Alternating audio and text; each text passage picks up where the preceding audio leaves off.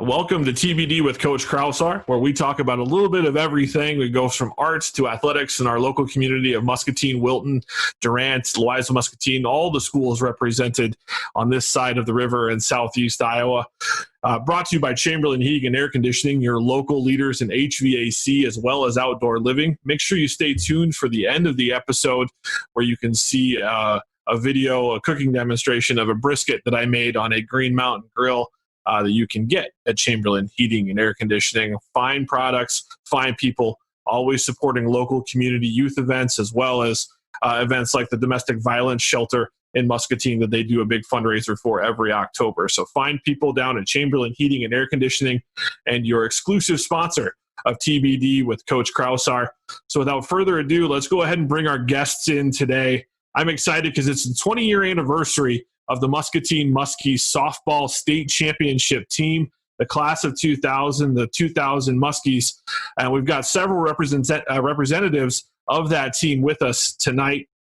And that is head coach Denny Schuur, Kara Schuur Goodwin, Krista Schuur Finley, Becca Seiler Carr, Liz Lawhorn Bump, and Amanda Oliver. Welcome, everyone. We really appreciate you coming on tonight. Thanks, Joel. Thanks, Joel. Thanks, Joel. Thanks, Joel. I'm just going to let the cat out of the bag. This is our second take. We started this, and I didn't, and the recording stopped, so we're just going to go. That's the way we roll, full transparency here on the show. And we're going to go right to Coach Schuur. We were talking when we got interrupted with the technical difficulties that, you know, this was a special state championship for you and that it was the one that you had both your daughters on the field and your hometown of Fort Dodge. It was always special for you to get to the state tournament. Yeah. Anytime that we could get there, we had a lot of family and friends there, and it was always special. It was special to have Krista and Kara both play in, but also the rest of the girls that they grew up playing with in SA, and I helped coach particularly on Sundays, not so much on Saturdays because I was busy with the varsity at that time when they were younger, all the way from 10 and under on up to 14 and under. So it's a special group to me, and it was special to win that state championship in the 2000. And I'll go to you, Krista, next. One of the highest stress positions in any diamond sport, whether it's baseball or softball, is the pitching position. And that circles one that you tended for many, many years for the Muskies. And it's a rich tradition of pitchers in Muscatine, going all the way back to players like Sarah Anderson, all the way through Christy Middaugh, yourself, and Stephanie Aguero moving forward after that. Those are just some people that I can think of from my childhood. When you get that ball in the center circle on that state championship stage, what's going through your head when that happens, if you can remember? Right. 20 years ago was quite a long time. But I don't know. It just felt like at that point, I didn't feel as nervous. As everybody can remember, I was more nervous about throwing to first base. I had some issues throwing to first base, but for some reason it all worked out in the state tournament. And but pitching wise, I just felt like this was what I worked my whole life for, and whatever happened, I was just going to leave it all on the field, and that's what we did. I feel like our team was very cohesive, and we just worked awesome together. And I was pitching the ball, but I had an awesome defense behind me, which obviously that's most of the game is defense. So it was good. And that's a good segue, I guess, I'll go to you now, Liz, playing the shortstop position and playing the shortstop position for a long time. You started at that position as an underclassman, I believe, with a freshman. I know you played some varsity as an eighth grader, I believe. So I played, I think, second base for 1 year. That's right. And then moved to shortstop after that. Right? Yeah. So when you're either way in the middle of the infield, you kind of have a lot of responsibility, especially with the multiple shifts. I'm learning softball. I have a 7-year-old daughter who's playing it. So I'm kind of, that osmosis dad sitting in the stands trying to learn what a slap bunt is and what the third baseman's supposed to do in some of these situations. And, in the middle of the infield, how much of communication are you and Garrett at second base and how much communication is going on at that end? How important is that to set the defense up? That's really important. And I think the first step, though, is really the preparation with it. And that's what I think was so helpful with our team and the way that Coach prepared us and the way that we practiced is that we went through so many situations. So we were really prepared in the game to know quickly what to do when the ball came your way and when runners were on. And we went through batters, so we knew which ones were slappers, which ones were, where to shift ourselves kind of beforehand. And then we could quickly rely on that with each other through the game. And Kara, I guess I'll go to you. You were a youngster on this team. Your freshman year, was that what this was? Was your freshman year or sophomore year? This year would have been my sophomore year. I'm sorry that I can't remember all of these details. It was 20 years for me too. It was a long time ago for me as well. But when you're a youngster on the team, lots of experience, lots of hours and innings playing with this team. Were there ever a moment it's like, oh man, that's my sister in the circle, it's my dad in the dugout. Do I just need to do my job, or did you find yourself wanting to wander? No, I think it goes back to what Liz was saying as far as preparation. I mean, the reality is, and then what my dad was saying earlier is, we've all played together since Amanda's mom was calling me Peanut, up in Little League and stuff. So we knew each other and we trusted each other, which I think is really important. And then one of the sort of core components of practice and then games, I remember my dad and Coach Kraushaar always saying, want the ball. So, even if, you're nervous, you got to trust the skills and the practice that you've had. And I remember saying to myself out there, like, get it to me, like I'm ready. And I think it was just really, I remember back my dad saying that we may not have been the most talented team, but that this team was the best team and we played together. And I think that showed that we trusted each other and we knew that, whether it was a strikeout or a defensive play, that we were going to have each other's back and we were going to make the play. Yeah, I can relate to that as a player. You guys probably saw me pitch. I was lucky if I threw 80 and lots of fly balls when I was on the hill, but I had a center fielder behind me in Nathan Panther who would go on to play in the minor leagues and have a chance in the big leagues. Becca Seiler, you were that center fielder on this team who I remember watching you cover gap to gap. You could really run out there in the outfield. That's a huge sigh of relief as a pitcher, knowing you've got that much speed in the outfield. It looked like you took a lot of pride in being able to cover that much space out there. Yeah, I really used my speed to my advantage, but honestly, when the ball got hit out to me, I really felt like I had to do a good job because the infield took care of so many things. When it came out to me, it was like, okay, you can't be the one to let it get behind you. You have to make the play. So I feel really blessed that my teammates trusted me with that position because it is a big position. There's a lot of ground to cover, and it was great. I've never played in anything like it. Go to you, Amanda. You were at the bird's eye view of everything behind the dish as the catcher. It's such a underrated position because you really only talk about the catcher when something bad happens, the ball goes past, or you don't see all the little details that the catcher is accountable for. What do you remember about your position and your journey, through your high school career playing that position? Well, I remember I never wanted to be a catcher. And I remember playing a league game and pitching or catching somebody for league. And we were playing Krista's team in league. And Coach Schuur walks by and looked at me and said, "Hey, you can catch. We need a catcher next year for ASA," because Whitney Sankson was moving on. And from then on, I was a catcher. And Liz was always my shortstop. And as you know, we played with all those people. But I mean, you talked about communication with Liz, and one of the things was by the time we were seniors, we hardly needed to verbally communicate. I mean, it was just innate with us. I could look at Brandy Blake and she knew I was going to try to pick the girl off. I could look at Liz and she'd know I was going to, make some crazy move and try to pick them off down at second. But we just knew by the way that we had just worked so well together over the years.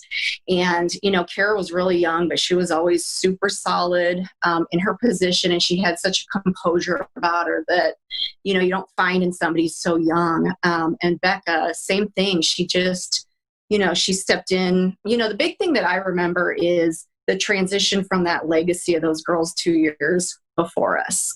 When they left, we didn't really, Muscatine softball just seemed like it changed for a minute. We kind of lost our crowd and we lost the pressure. And that was probably the best thing that could happen for us, was to just be able to relax and play and have fun and do what we wanted to do. And so we kind of struggled. It would be our junior year. And it was just this year of rebuilding our senior year and just really plugging holes and finding out who worked to fill those positions from those 7 seniors 2 years ago. And everybody just filled everything. It just worked. We were missing Nikki Romer, who was awesome, but Becca Seiler was just as good out there. Margaret Lear was just as good out at right field and being super fast, So I just remember that team coming together and feeling like we just filled some void that was missing for a year. And then all of a sudden, we get to state and there's our crowd, Not that was what we were playing for, because it kind of made it easy to not have that pressure. But I just remember being able to relax and play because we wanted to play. And Coach, I guess I'll go back to you. When you have, that was a really great point, Amanda. I think that class from '97, the Lindsay Manley, Nikki Romer, that group, they were so accomplished. What's it like when you kind of see, Coach, that you have to rebuild the culture a little bit? And when you're talking with your assistants, you're talking with, the JV and freshman coaches, what do you guys do to think, okay, we have to rebuild this culture? And what's step one when you're trying to do that? Well, fortunately that we had great sophomore teams, Judd Anderson and Mike Morgan before Judd Anderson, and Judd Anderson coached those teams, and they had a lot of our sophomore teams could have beat a lot of varsity teams because we had so much talent in this town. And a lot of it is because of the feeder programs that we had coming in with the travel ball teams that we had, which was just getting started at that time. Nowadays, travel ball is that's the number one thing. But the league down in the Kent Stein was very competitive. So I didn't really feel that we had to rebuild. I knew we had the talent because I've seen all these guys since they were younger. But it was just for them to gain that confidence in themselves and have the confidence in each other to make that next step. And they really did that. A couple of things I want to point out. Amanda called pitches that game or that year. And she's one of the second catcher in the 26 years that I coached here in Muscatine that I let do that. And so she had a big part of that, keeping Krista on task, because Krista sometimes, was a little wild out there, and that, not wild pitching wise, but just, she lost focus a little bit. So Amanda did a great job of keeping focus for her. And then Liz at shortstop, she was just, I guess, undaunting. She was fearless. If you saw her, somebody's trying to steal, Amanda throwing the ball down, Liz gave up her body to protect that bag and get somebody out. And that happened when we played Dowling in the second game of the state tournament. She blocked second base and kept a girl from stealing, and it was a key point. We ended up winning 1-0 there. Becca, again, like you said, tracked down a lot of balls. Kara, played her role at second base and tracked down balls and fielded the ball well, and Krista threw the ball well. But it was just overall. And then, I'd be remiss also in saying that, the rest of the team was very good too. Like we mentioned, Margaret, and then Stephanie Aguero and Gretchen Spees alternated in right or left field, and then Laura Fox played a solid third base for us. That's really what carried us as a defense. Yeah, I was trying to think back. I kind of drew a diagram. I was trying to think back who all played what off of my memory, which I clearly didn't do a great job. And it would have been nice to try to get more folks on here. I knew it was limited bandwidth to be able to get as many people on here as possible. But you're mentioning, the role players and the other parts of the team. And I just finished coaching my son's 10U baseball team. And that was the big focus that we had. Was baseball and softball, people think, are these simple games that you just kind of stand there and you just wait for the ball to come to you and then you make the play. But there's, backing up plays, there's moving, knowing what each rotation is, what responsibilities are. And it's taught so much at the young age. And I had Coach Steve Hopkins, who's the Muscatine's current head coach, on last week, and we were talking about the facility, that diamond, that when that place at Kent Stein is packed for that high school softball field, it's really a unique atmosphere because there is so much other stuff going on. But I can say this now as a dad, when we are down there with my daughter, she's asking me, she's like, who's playing over there? And I'm saying, well, that's the high school team. And there is some nice ancillary benefit from having the high school be there in the middle of all these, youth league, junior league teams, because they get to see night in and night out what the end goal ultimately is, which is maybe get to wear that purple and gold and play for the Muskies and play on that high school diamond. So it's not an ideal setup to some people, but I think that there is a weird kind of atmospheric benefit from having all these little girls see these high school girls that they kind of idolize. It's really unique. And you guys have worn that uniform. You've seen that. Do you remember any stories of kids wanting to come up and get your autograph after games or anything like that? Anybody have any stories like that?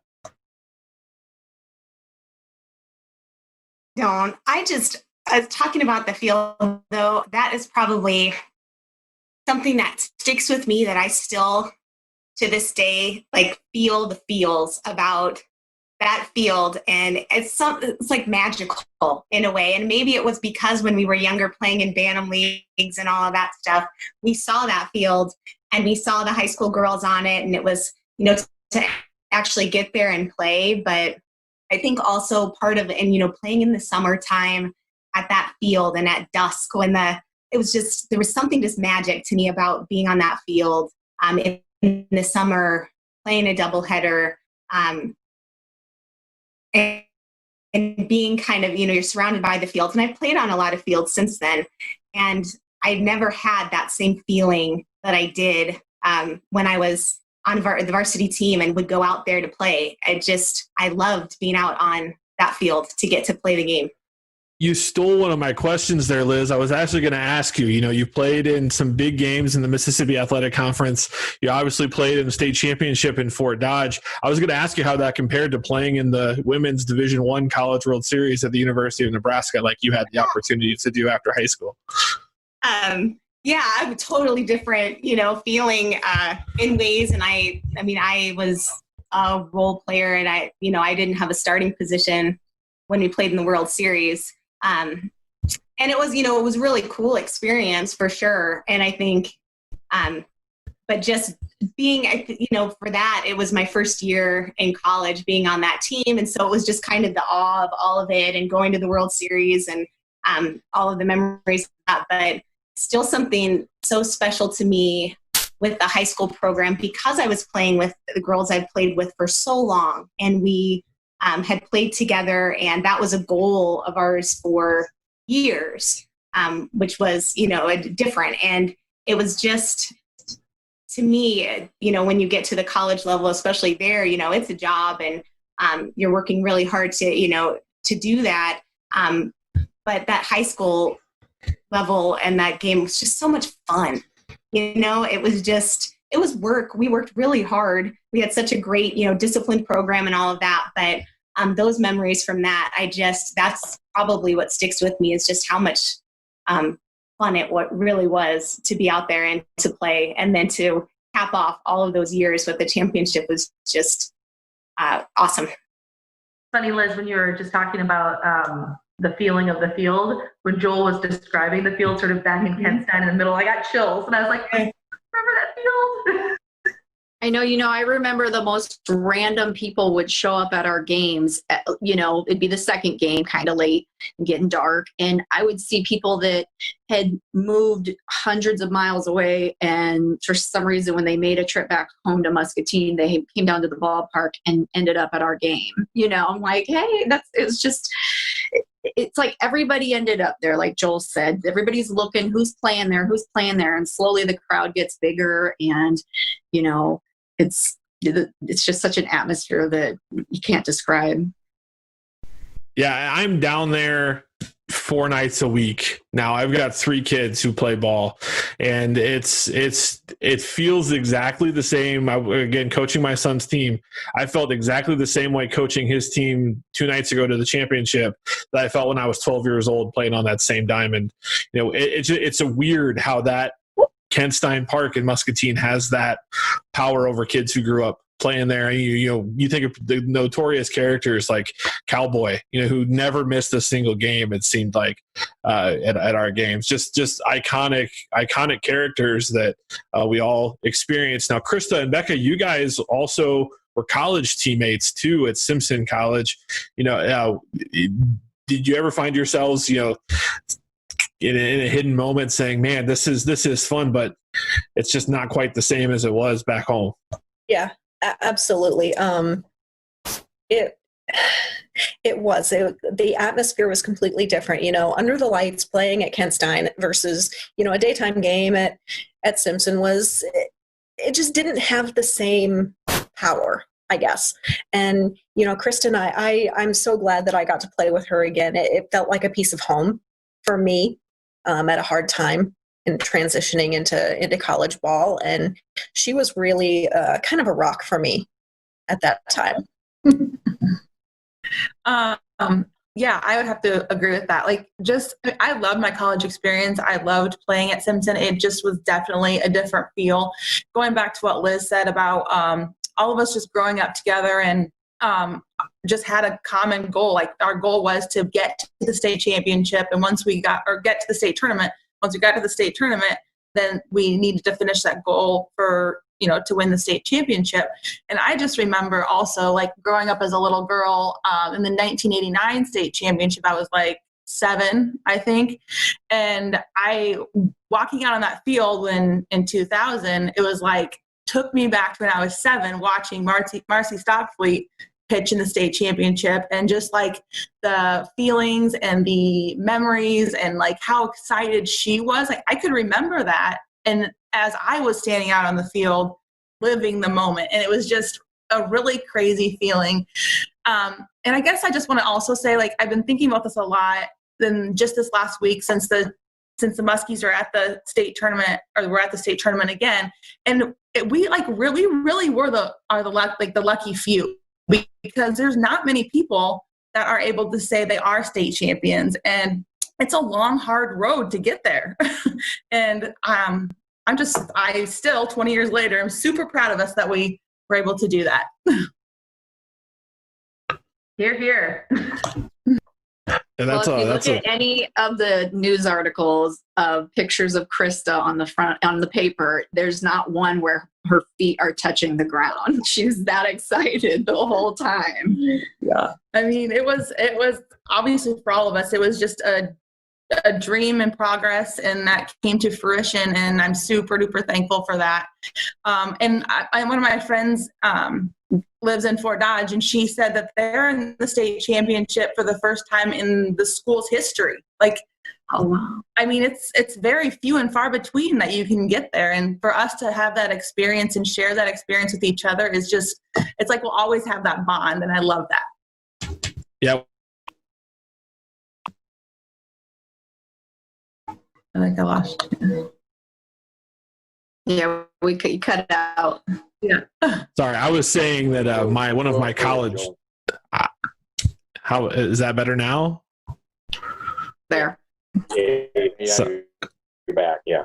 Okay, sorry about that. I was saying that one of my college friends actually is an assistant at Fort Dodge, and I was really pulling for the Muskies to to pull it off today so they can maybe face off in that state championship game. But it just goes to show that it's not easy to do. And I was actually going to ask, Coach Schuur, he brought up the Dowling game earlier, but can you guys tell me the other two teams that you beat? I'm sure you can still get the championship one because I'll say it, we all hate that team. In any sport we've ever played North Scott against, there's no love lost, that's for sure, between Muscatine and North Scott. But can you name the other team you guys beat in the first round? Des Moines Lincoln. Yeah. And then Dowling. And Des Moines Lincoln was the defending state champion with Lisa Barachi, who ended up pitching for Iowa and was an All-American at Iowa. So Talk about pressure. I had to go up against her. that game was an 8-inning game, and we won on a wild pitch.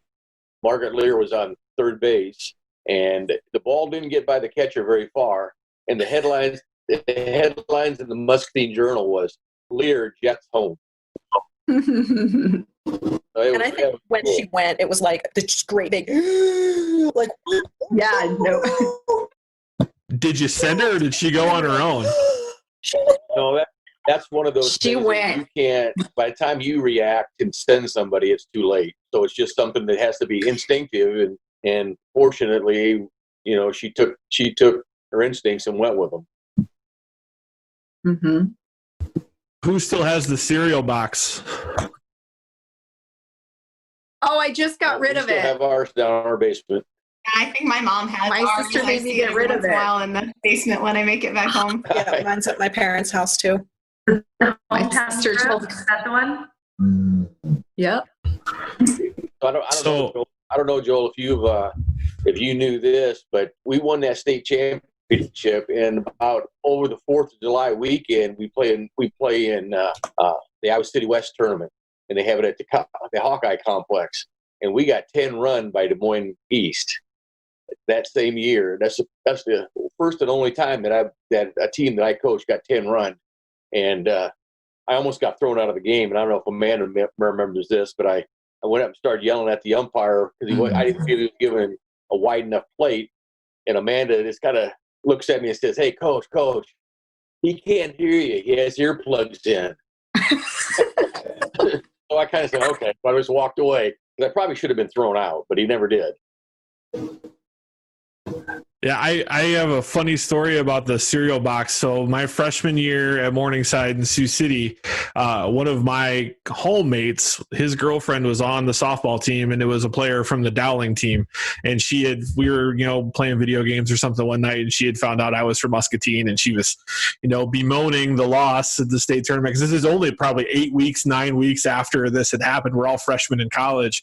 And a couple weeks later, I went home for fall break. I came back here to Muscatine, and I think at Hy-Vee they were selling the cereal box, and so I bought one and I brought it back. And I knew her roommate. Her roommate was a fellow music major, and I snuck it into her room and I put it on her desk. So I left a Muskie State Championship cereal box on the Dowling player's desk. So I was that annoying Muscatine's hyper proud person out in Sioux City. They were so sick of me talking about us. So that was my cereal box story.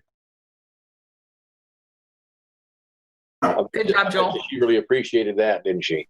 Yeah, I don't think she transferred after that year because we dropped from Division II down to NAIA, so everyone bailed. So I didn't have to live with that wrath for too long. So that was all right. I guess that kind of brings me then to you, Kara, your post-high school experience. You go on to play at Northern Illinois. Can you compare the experiences, between playing, for many years for your father and then going on to play for the Huskies? I like to joke and say that my career peaked in high school. College softball did not go as well for me. But I echo what Liz said in that, after high school, it is very much a job. You lose a little something when you don't grow up with the people that you're playing with. And I still have great friendships from those that I played with in college. But it's just a different experience. You don't share the same level of trust coming in, but also share the same success and the losses in the same way. But it was fun. It was a good experience. I wouldn't change it other than to win a few more games and to hit a few more balls. And Amanda, you went on to a very successful academic career at University of Iowa. I helped rid your house of a bat one summer day. Do you remember that incident? I do. Yes. I didn't realize that was the weekend you were there. Yep. Yeah. I was at the Ben Shield, Billy Lindsay apartment, and we got the call that a couple blocks away, Amanda had a bat in her rooms. It was like the great outdoors. We got a football helmet and a trash can, and we were trying to get this bat out. It was one of the more vivid memories. I just told my son about it the other day, actually. So it's lots of great things, and I think our school is very unique at Muscatine in that it's a large school. Another thing that I think that we need to mention is that there were only 3 classes in the Iowa High School Girls Athletic Union at the time. So you were one of only 3 teams who won a state title in that year. And now there's 5 classes, which says a lot about how our state is growing girls athletics. And there's more and more opportunities now. But it's a pretty major feat considering the number of schools you guys had beat out for that state championship. And Coach, you kind of saw that evolution happen. What do you have any input on that? Oh yeah, the first year that in 1989 when we won it, you played everybody. It was regardless of class, and we ended up beating somebody, HLV Victor out of East Marshall now. But yeah, then it went to 3 classes. And then all the way to 4, then to 5. And it is a testament that, the softball in Iowa has really taken off. And I think we're getting a little more respect now than we have in the past. A lot of time, because we weren't real recognized because, like as Liz said, we played in the summertime. Nobody else plays in the summer. Everybody else plays either fall or spring, primarily spring, which I didn't want to play wearing a winter coat. So, that was the college games that I watched in the spring were not enjoyable in that respect. Enjoyable watching, but not enjoyable freezing. If any time I wouldn't have mind playing in the fall. Maybe starting in the beginning of August and ending around Halloween. But that's still you're still going to end up with some bad weather. But that's Iowa softball just has really taken off lately, and I think. I was at the state tournament today in Washington Muscatine. Unfortunately, they lost, but just the atmosphere at Harlan Rogers Field in Fort Dodge was amazing, And I think Krista, you mentioned that Fort Dodge is in the finals now for the first time in their history, and they're going to play Cedar Rapids Kennedy for the finals tomorrow in 5A. And so, Muscatine, we had our opportunity in '89 to win the first state championship, and these girls here took advantage of their opportunity and won it again in 2000. I can't say how proud I am of them. Well, and it's been, and I think the second point I was trying to make, and I just didn't articulate it very well, which is no shock to anyone, is that no matter what youth team you play on, whether it's an ASA team or a city league team, or whether you go to Grant Elementary or Jefferson or McKinley, no matter what part of town you grow up in, we all end up in one high school in our community. And so it's this really unique situation to be a city of our size, but really have that small town atmosphere. And, I think it's when you guys do come back, you still visit your family. Becca, I see your brother every single day. I live about 5 houses down from him. And so we see each other no matter what. And you're reminded, oh yeah, I wonder what Becca's up to. Or I wonder what these family members are doing, because at some point or another, this community, we all seem to cross each other's paths. And you guys definitely had a lasting impact on a lot of athletics fans in Muscatine and young softball players. That tradition was laid out for the future. And it's been really nice to see that kind of be restored the last couple of years at the high school level. I know, Coach, you're also now in a different role. You're no longer a coach or a teacher in the community. You've matriculated on to the school board, which that's got to be I won't put any COVID questions on your plate today on this, but it's got to be a different challenge. But you find yourself leaning back on some of that experience for all those years in the classroom and coaching multiple personality types, dealing with school board decisions? Oh, definitely. Hey, just if anybody wants to watch tomorrow, we're going to have a COVID meeting tomorrow night, to return to learn, to give what our plan's going to be. But yeah, definitely. I think that I just wanted to give back to Muscatine Community Schools for for everything that they've given me, for the 26 years that I taught it, or 29 years I actually taught in this district, and the 26 years that I coached the head varsity coach. I just wanted to give something back. So that's why I got into the school board. Unfortunately, with the COVID that is going on, I didn't anticipate it being this difficult. Yeah, it's a tough situation, and we're just blessed in Iowa that we've been able to play a summer season of sports, even though it was truncated. I know the Muscatine baseball team had to cut their season short due to an exposure with the virus. And I know, Liz, you're in Colorado, Kara in Illinois, Amanda, and Becca, you're both in Central Iowa, and Krista and I are both here still in Muscatine. It's affecting all of us, and it's been kind of nice to look back, 20 years ago, which I feel like none of us should be able to look back at 20 years ago and still be almost adults or actually adults. That's not a settling feeling for me at all. But this has kind of been a nice little mini 20-year reunion for those of us who graduated 20 years ago. And I appreciate you guys all taking the time tonight to talk about the 2000 state softball championship. Thanks, Joel. Thank you, Joel, for the opportunity. Thanks for having us, Joel. No, I really. 20 year. I think we should actually plan for next summer to have an actual reunion. Yeah. That's true. Since with the COVID, we couldn't have that this year, but we should do that next year. Yeah. Good idea. Just postpone it like they're doing everything else. It's just postponed until next year. I'd love to get together with all you and talk about all of our inside jokes and tell some stories that maybe couldn't make it on the air. Those are the best kind of stories. Let me ask one question, and you don't have to answer it truthfully, I guess. I'll give you that. I'll give you the out. So, I remember the baseball team I played on, with our contemporaries, when we would go on road trips and play in tournaments, we were a big card team. We would play cards in the hotel rooms and things like that. What did you guys do to kill time in between games and tournaments when you're staying in hotels? Because those are some of the best memories that anyone ever has, is your high school trip staying in hotels with your buddies.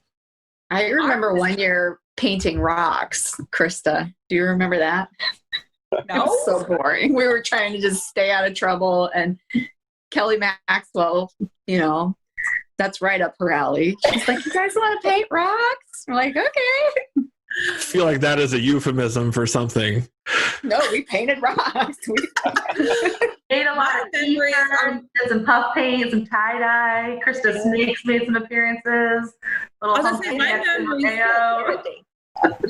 my memories are more of the van rides than anything else. Honk and wave the other way, How about some of the losses that we had, which were that many? We only had 8 that year, but on the way home, nobody wanted to ride with me because I wouldn't have the radio on at all. Or Coach Aguero would have the radio on, and they'd be bebopping around. But about halfway home, what did I do? Scream as loud as he could? Yeah, I screamed as loud as I could. Said, "Oh, it's over. Let's forget about it." I remember once upon a time a very tense ride back from Cedar Rapids Prairie. Very tense. I will say one of the more engaging social media posts I saw this year was a Trista Calvert Sotelo post where she posted a meme about apparently she forgot part of her uniform, and I kind of scrolled through the comments a little bit on that. That sounds like that was a very memorable experience for most of the girls on that team that year. Especially Becca, because she had a catch. That was at North Scott, wasn't it? So much in my life. Like, I mean, I remember Coach saying, "You're going to have to catch," and I'm like, "Okay." You caught with your center fielder glove. Well, yeah. Yeah, she forgot her uniform. She forgot her uniform, her whole uniform, her pants too. And then she was going to wear somebody else's. I said, "We're going to lose this game before you wear anybody else's pants." And I told Becca, I said, "Guess what? You're catching." And I think she peed her pants or something, but But then I just told her, I said, fortunately we had, Christy Middaugh was pitching at that time, and I just said, you just put your glove and she'll hit it. Put your glove, tell you to, and she'll hit it. I mean, I was there to pinch run. That was the plan. I was supposed to run. Yeah, that was a great memory for Krista. Trial by fire for sure. Yeah. I think we used to just do that just to kind of mess with somebody and go, Krista, did you remember your cleats? Because we knew you'd just get instant panic, and then we were just kind of. Sometimes I still have dreams about forgetting my cleats. I do too. I have dreams about uniforms or bat bags or being late. Always being late. I'm just like that fear that strikes your heart about, did I miss it? Am I late? Our senior year, at the beginning of the season, Laura Fox, or was it might have been Laura Fox was brand new. She'd come from Texas, and she didn't know when Coach Schuur, if practice is at 4:00, we're usually there about 3:15. That's about as late as we would be. And here she rolls up in her big truck right before practice, and it was like, ooh, the new girl's gonna run. But yeah, my rule was, if you're not early, you're late. If you're late, you run. Yeah. You must have told that to Bob Leach too, because that was his rule as well. He and Nick Zumzande. Yeah. You never showed up late to a Zumzande run practice. That's for certain. But I'll let you girls know that moving on to my first job in coaching I was a student assistant at Morningside in the football program, and I too have forgotten my uniform pants. I forgot to take my football pants to Burlington my junior year, and I was starting at left tackle. It was my first start, and thankfully one of the other guys rolled his ankle in pregame warmups. So I was able to take his pants because the coaches didn't notice I just had my practice pants on. I grabbed the wrong pair out of my locker. So moving on forward to college, I always made sure I packed extra game pants into my own personal bag in multiple sizes just in case a player had that happen, because I've been that player, and I wanted to make sure as the low run student assistant coach that I was there to save the day. And a couple times there was one All-American wide receiver who owes me a pretty big debt of gratitude still to this day, because he forgot his pants on a trip to Doane College down in Crete, Nebraska.